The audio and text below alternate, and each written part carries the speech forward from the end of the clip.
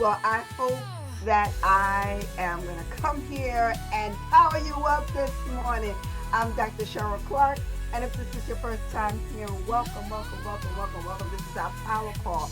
This is our Girl You Keep power call. As I want you to go ahead and share the link, let somebody know we are live. We're going to be coming live every Tuesday at 8 p.m. 8 a.m. Eastern Standard Time. And then you can watch the replay of all the conversations we've been having about how brown and black women can begin to move in their voice and not be silenced anymore.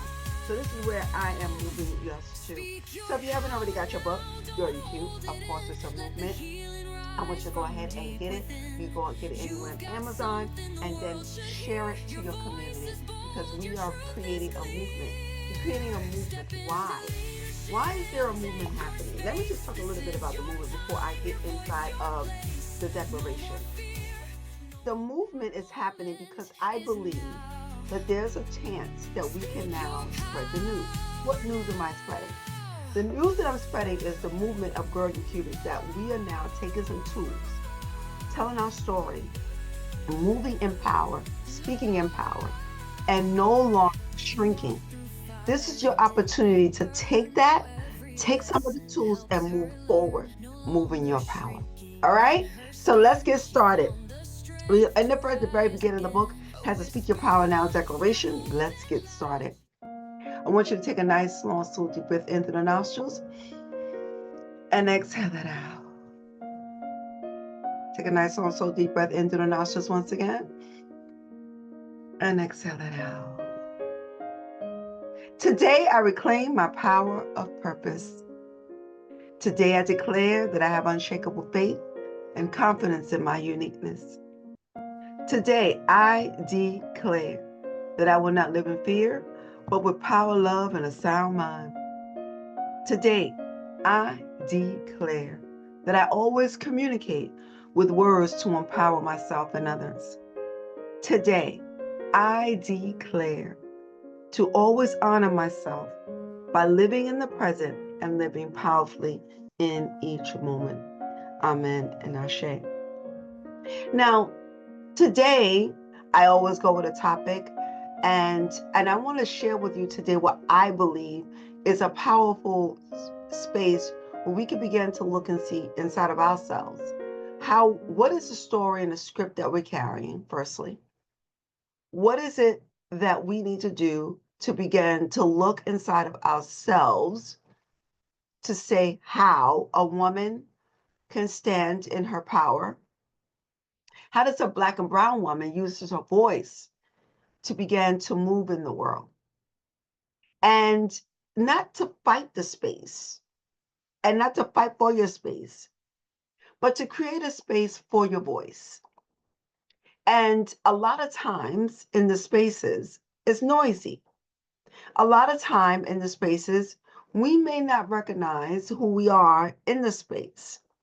So there's times that we've cultivated possibly maybe a sense of communication that doesn't work. So why I want to spread this news of this movement is that because we are no longer shrinking and telling stories that move. I want you to tell stories now that move you into your own personal power. I want you to speak on purpose, speak with purpose. See, the minute that you take the same power, that you can move it forward, take some of the tools that you already have inside of you to boldly move to your next chapter. I was talking to some people, they felt as though they didn't know how to really reclaim their purpose. And they didn't really know how to do this. They didn't know how to really put themselves in and have the confidence to move unapologetically. In a space where we talk about a lot, well, how do we move in this space that we are not understanding a lot about what our purpose is? So reclaiming your voice is what we're going to talk about today. So reclaiming, what does reclaiming my voice look like? This is what the topic is today. because a lot of us are stuck in the space. A lot of us don't maybe know how to move from where we are. So let's look at this. Think about a time where your voice was lost. Think about a time where you felt invisible, right? Think about a time when that happened to you. Now, I want you to look at where you were. I want you to look at what your body did. I want you to then create a space how you reclaimed your voice, or maybe you did not. See, this is where I want you to look at some of the things that you may have shrinked and that you don't have to shrink anymore. And this is where you can begin to look at how you show up. This is where you can begin to see how I can now move in this space and I can reclaim my purpose, my power, and reclaim my own story. You don't have to wait for permission. You don't have to wait for validation. And it doesn't have to be perfect. See, when we lose sight sometimes of our purpose, sometimes when we lose sight of who we are, sometimes when we lose sight, we get stuck emotionally, mentally, spiritually, whatever it is. The purpose is you are made to be something, but your nervous system here reminds us you are not safe. So what the nervous system does, it shields you. What your nervous system does is it brings up fear and you move. You're in survival mode. So reclaiming your purpose and reclaiming your voice is a process that you're going to move from survival to creating something and thriving in something. But first, you got to do emotional regulation because a lot of times, a lot of things that may have happened may show up with pain. It may show up with pain. And the pain is, I am not worthy, or I am not enough, or whatever it is that we hold on to. Mine was, I'm dumb. So when you look at this, or reclaiming your emotional body when it happens. So when you don't lose sight of your purpose, emotionally, mentally, or spiritually, we need to anchor you. So when you can't find your direction, you can cling on what anchors you. When stress, worry, and you're trying to overfunction, overplease people, I want people to realize, does this make sense to you? I want you to know that your purpose, your idea that came in your head is valid.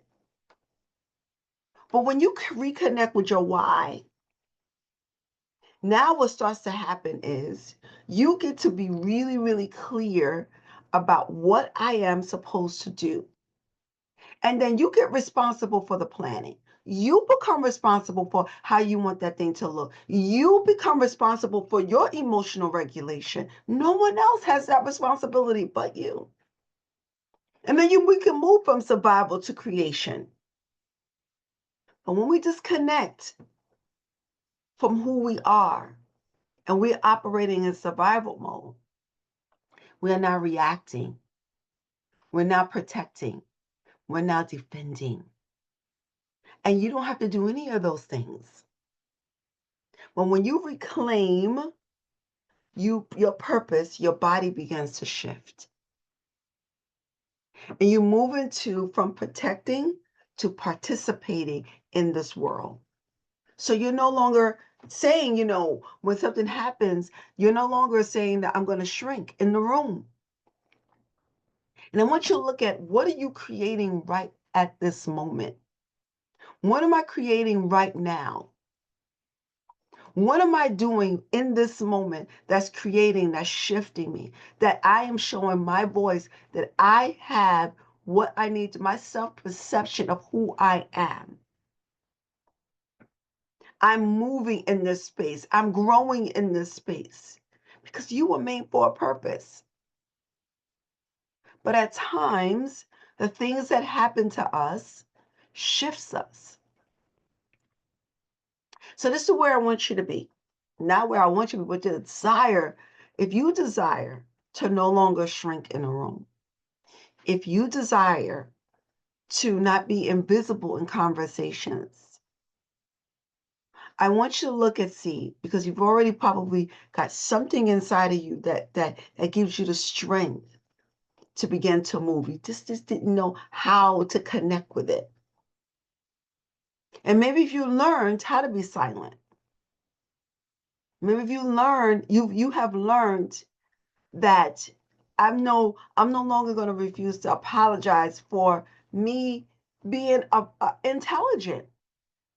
I'm going to show up like Serena. I was thinking about Serena and Venus Williams. They showed up in the world to show what strength looked like.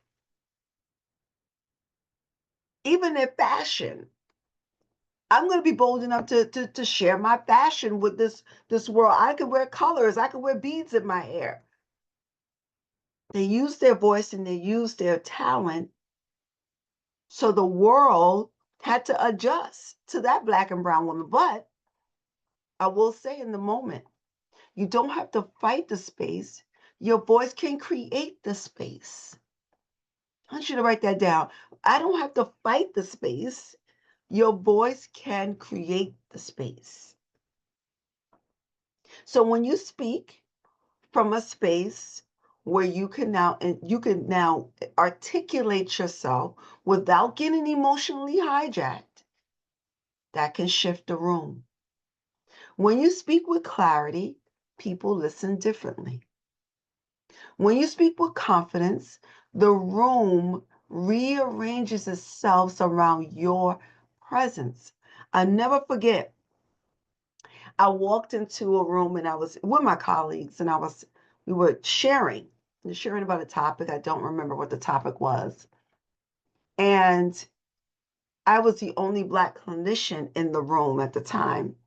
And I was we were talking about some topic, and we had some Black interns there, but I was only licensed therapist in the room. And I'm just sharing my experience. And as I'm talking and as I'm sharing, and as I'm talking and I'm sharing throughout, everyone is sharing, going back and forth, they're sharing. And at the end, a Caucasian man came up to me and said, "Well, how did you become so articulate?" And in the moment, I was going to really get hijacked and say, it's just like, it's like people touching your hair. Like, how did your hair get like this? And I had to put myself with my identity. And why I share these stories is that I have to recognize that my voice isn't just communication, it's my identity. But I also know that people are looking at how I speak. Your voice is how your nervous system say, I exist, I matter. So I studied. With dyslexia, I study very differently than others. However, I'm not ashamed to ask for support. I'm not ashamed to say that I'm going to condition myself to work hard. That's why I worked in a space where I can learn more about the brain. I can learn more about the mind. And then as I learned different things about anxiety, depression, and things of that nature, I understand the conditions that are pegged at the brown and Black communities that at times are not in other communities. Let's just be very honest. Sometimes when I look at some things that happen in the brown and Black communities, they just don't happen in other communities. So, this is where I want to shift the narrative. You do not have to stay there. You can begin to take what you have and we can begin to shift the narrative. Take your power back. Speak your power now. Means that I know this has happened, but you no longer have to stay there. You no longer have to feel as though you don't feel safe even in your own body. So, this is why I created the mirror method. When you look at yourself eye to eye, once you look at yourself eye to eye, I have my mirror here and look at myself eye to eye. I look at her. I speak to her because this person in the mirror, you got to begin to love her.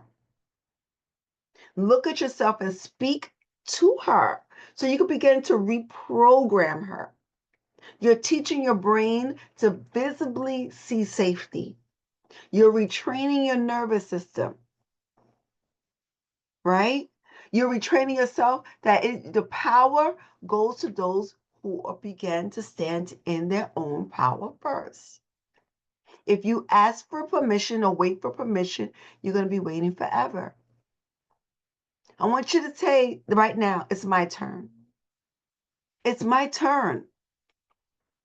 We do not have to shift. We don't have to shift rooms. We can shift generations. We can shift right there. That's why I'm asking everyone to get the book and then share it in your community. We're attempting to get this book into schools. So this week, I want you to test your own power. I want you to identify some things that you may have been holding on to, some things that may have silenced you. And I want to see where you get quiet at. I want to see where you get uncomfortable, maybe at meetings and relationships and conversations. I want you to see that, where you get triggered at. And then I want you to use your voice on purpose this week. Don't speak to fill the space. Don't speak to shift it. I want you to align your words. And you don't have to be the loudest in the room. I just want you to understand that when you speak, it can shift an atmosphere. You can stand out.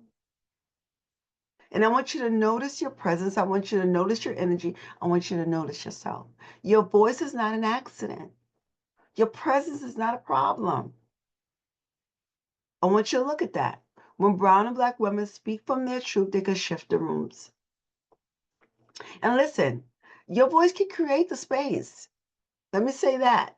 You can create the space, but you have to choose what space you're deciding that you're going to create. I'm not going to send and say that there's going to be challenges. There are going to be challenges. Everyone has them. Everyone has them. Now, when you look at yourself, I want you to look at the weight you may have carried or carrying, the silence that you've learned, and all the things that you are moving through. And I want you to begin to shift the narrative.